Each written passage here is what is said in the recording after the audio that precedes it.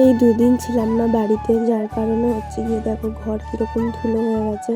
আর আমাদের এই জানলাটা খুলে দিলে না ঘরটা মানে পুরো ধুলো ধুলো হয়ে যায় আর কি। মানে রাস্তার পাশেই যেহেতু ঘর, মানে গাড়ি ঘোড়া সব কিছু চলাচল করে, তার জন্য হচ্ছে গিয়ে মানে ধুলোতে পুরো ভরে যায়। আর ঘরটা যেহেতু এখনো প্লাস্টার করা, এখনো রং করা হয়নি, তার জন্য আরও ধুলো হয় বেশ। তার জন্য এখানে একেবারে সকালবেলা 8:30টার সময় ঘুম থেকে উঠেছি, উঠে এখানটায় সব পরিষ্কার করতে শুরু করে দিয়েছি। আর এখানে দেখো যে অ্যাকোয়ারিয়ামটা দেখতে পাচ্ছ না, ওটা বেশি দিন হয়নি, 3-4 মাস মতো হয়েছে। আর এর আগে আরও এর মধ্যে 8টা মাছ ছিল। ওই মাছগুলো হচ্ছে অক্সিজেন ছাড়াই থাকতো, কিন্তু এই মাছগুলো অক্সিজেন ছাড়া থাকে না। ওই মাছগুলো মরে গেছে জানো তো। তারপরে আবার এই মাছগুলো আনা হয়েছে। তো এই মাছগুলো ভালো, কিন্তু এর মধ্যে একটা মাছ খুব দুষ্টু। মানে ওই মাছগুলোকে শুধু খোঁটা মারে, মানে খাবার দিলেও একাই খাবে, আর কেউ খেতে পারবে না, এরকম একটা ব্যাপার। তারপর দেখো এখানে কিন্তু আমার গোছানো কমপ্লিট হয়ে গেছে। তারপরে এখানটায় আমি এইগুলি সব মুছে পরিষ্কার করেছি, জানো না একটা পুরো ধুলো ধুলো হয়ে গেছে। তারপরে হচ্ছে কি এখানে একটা তেলের বোতল খালি ছিল অনেক দিন ধরেই, ওটা ভাবছি ফেলবো ফেলা হচ্ছে না। তারপর ওটা আমি ফেলে দিয়ে এখানটা একবারে সব একদম পরিষ্কার করে দিয়েছি। তারপর এখানে মুছে টুছে সব কিছু পরিষ্কার করা কমপ্লিট হয়ে গেলে আমি আবার মনে আছে একটা 3 টাকার একটা র্যাকের মতো কিনেছিলাম, ওটাও পরিষ্কার করেছি। মানে মোটামুটি সব আজকে পরিষ্কার করা আমার হয়ে গেছে। মানে প্রতিদিনই তো মুছতে হয়, কারণ আমাদের একবার মানে একদিন না মুছলে আমাদের মানে যখন একটা ধুলো ধুলো লাগে, ভালো লাগে না। তো এখন তো যে সকালবেলা এরকম গুছিয়েছি সুন্দর করে, মানে ধুলো ধুলো সব পরিষ্কার করেছি, কিন্তু একটু পরে মানে যখনই বিকেল হবে তখন এতটা ধুলো হবে না, কিন্তু একটু একটু ধুলো সে হয়েই যায়, সে যতবারই মুছি না কেন। আর এইটা হচ্ছে গিয়ে কী তোমরা বুঝতে পারছো, এটা হচ্ছে মানে সেই ক্লিপ। এটা আগে আমি মানে মারতে জানতাম না যে কীরকম করে মারে। তো এটা আমিও কিনিনি, এটা আমার পিসির কাছে ছিল, সেখান থেকেই নিয়ে এসেছি। একদিনই মেরেছিলাম, তারপর ওখানেই পড়ে আছে, আর মারা হয় না। তারপর এখানটায় সব কিছু গুছিয়ে এটা আমি জায়গা মতো রেখে দিয়েছি। আর জানো তো এইখানটায় কিন্তু ঠান্ডা পড়েছে, কিন্তু সেরকম মানে পড়েনি। মানে আমার ঠান্ডা লাগে বেশি নাকি কারো ঠান্ডা নেই আমি বুঝতে পারি না। এখানে সকালবেলা উঠে আমি সোয়েটার পরেছি, কিন্তু বাইরে বেরিয়ে দেখছি কোনো একটা বাচ্চাও সোয়েটার পরে নেই। কেন কি জন্য, ওদের মনে ঠান্ডা ঠান্ডা লাগে না, কিন্তু আমার ভাই ভীষণ ঠান্ডা।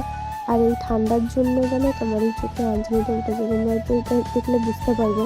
আমার এতদিন চোখের নিচে ছিল, এখন আবার চোখের উপরে উঠেছে কালকে। আমার তো ভালোই লাগছে না, চোখের উপর দিয়ে কী যাচ্ছে ভগবানই জানে।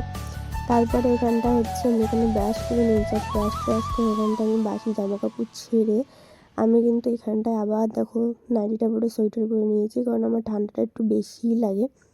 আর সেরকমভাবে তো সকালবেলা কিছু মানে স্কিন কেয়ার করা হয় না, তার জন্য এখানটা আমি শুধু এই জেলটাই ইউজ করি। জেলটা মেখে নিয়ে আমি কিন্তু এখানে মাথাটা আছড়ে চলে গেছিলাম রান্না করার জন্য।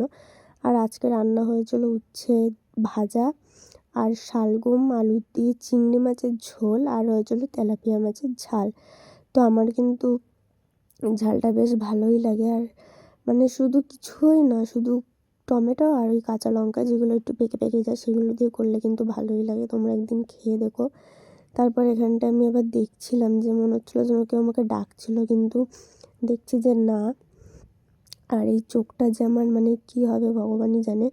এই কদিন তো যখন আর কি চোখের নিচে ছিল তখন তো আমি ওষুধ টষুধ কিছু খাইনি, কিন্তু এখন হচ্ছে কি ওষুধ খাচ্ছি ওই টানানোর জন্য। ডাক্তার দিয়েছে, সেনকারে দেখাতে নিয়ে গেছিলো মা, তার জন্য 2টো ওষুধ দিয়েছে। একটা কী জানি, একটা সাদা কালারের একটা ওষুধ, আর একটা লাল কালারের। ওটা তো ব্যথার ট্যাবলেট জানি, কিন্তু সাদাটা হচ্ছে অ্যান্টিবায়োটিক না কি একটা সামথিং কিছু হবে, আমার অতটা মনে নেই। আর এখানটায় দেখো দেখছিলাম যে চুলটা মানে প্রতিদিনই মাথা আঁচড়াতে আঁচড়াতে দেখি যে চুলটা একটু বড় হয়েছে কিনা, কিন্তু চুল আমার বড় হয় না। সেই তবে দিয়ে দেখে যাচ্ছি এতটুখানি আছে, কি জানি কবে একটু আমার কোমর ছাড়িয়ে চুল হবে, কিছুই আর কি জানা থাকে না। সেই যখন আমি ক্লাস 5-এ পড়ি তখন একবার আমার চুল ফেলিয়েছিল আমার মা, মানে আমার মনে আছে আমি আর আমার পাশের বাড়ির একটা মেয়ে একসাথেই চুলটা ফেলিয়েছিলাম, কিন্তু ওর চুল এখন কোমর ছাড়িয়ে গেছে, আর আমার চুল এখনও এতটাই হয়ে রয়েছে। মানে কি বলবো, আর চুলের এত যত্ন নিয়েছিলাম চুলটা বড় হওয়ার জন্য, তাও হয় না, কি জানি কেন। তারপর দেখো এখানটায় কিন্তু আমি চলে গেছিলাম রান্নাঘরে রান্না করার জন্য। এখানে আমি ভাতটাও বসিয়ে দিয়েছি, আর এখানটায় আমি সব কিছু কাটাকুটিও করে নিয়েছি। এখানটায় আর কি যা যা রান্না করবো তোমাদের তো আগেই বলে দিলাম। তারপরে দুপুরবেলা খেয়ে দিয়ে এখানটায় কিন্তু আমি সব দেখো জামা কাপড় সব নামিয়েছি, মানে কোনটা পরবো না তার জন্য, আমারটা আর আমার বরেরটাও। তো এইখানটায় সব কিছু জামা কাপড় মানে যেগুলি পরবো না সেগুলি আলাদা রেখে আর বাকিগুলি এখানে আমার গুছাতে হবে। তো চলো আমি জামা কাপড়গুলি গুছাই, আর তোমরা গিয়ে ভিডিওটা ভালো লাগলে লাইক কমেন্ট শেয়ার করে দিও। চলো টাটা, দেখা হচ্ছে নেক্সট কোনো ব্লগে। আর এতক্ষণে তোমরা ভালো থাকো, সুস্থ থাকো, আর আমার ভিডিওটা প্লিজ একটা লাইক করে দিও। ফেসবুক থেকে দেখলে ফলো করে দিও, আর ইউটিউব থেকে দেখলে সাবস্ক্রাইব করে দিও।